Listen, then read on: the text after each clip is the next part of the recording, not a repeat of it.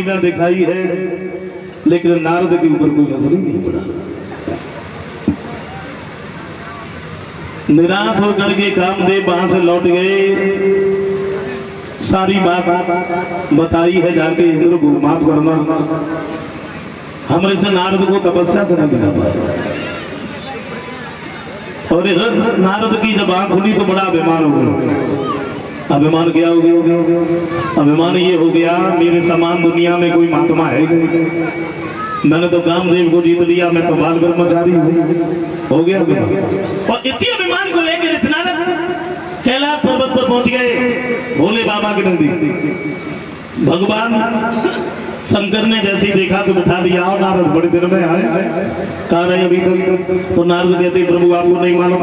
नहीं तो बोले मैं हिमालय पर्वत पर तपस्या कर रहा था, और सच बताए तो मेरे समान दुनिया में कोई महात्मा है ही नहीं। क्यों?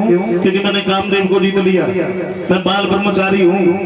भोले बाबा समझ गए, इन्हें अभिमान हो गया।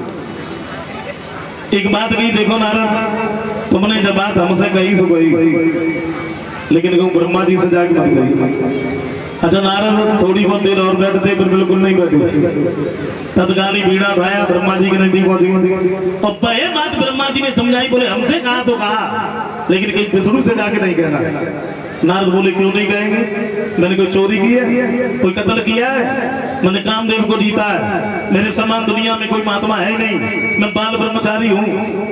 तत्काल ही उठे, विष्णु भगवान के नजदीक पहुंच गए।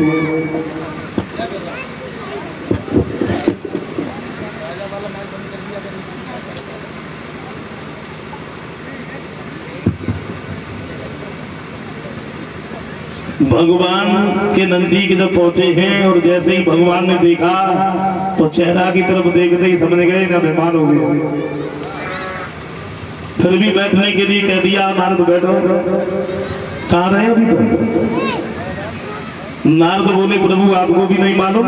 नहीं तो बोले मैं हिमालय पर्वत पर तपस्या कर रहा था, अब मेरे समान दुनिया में कोई महात्मा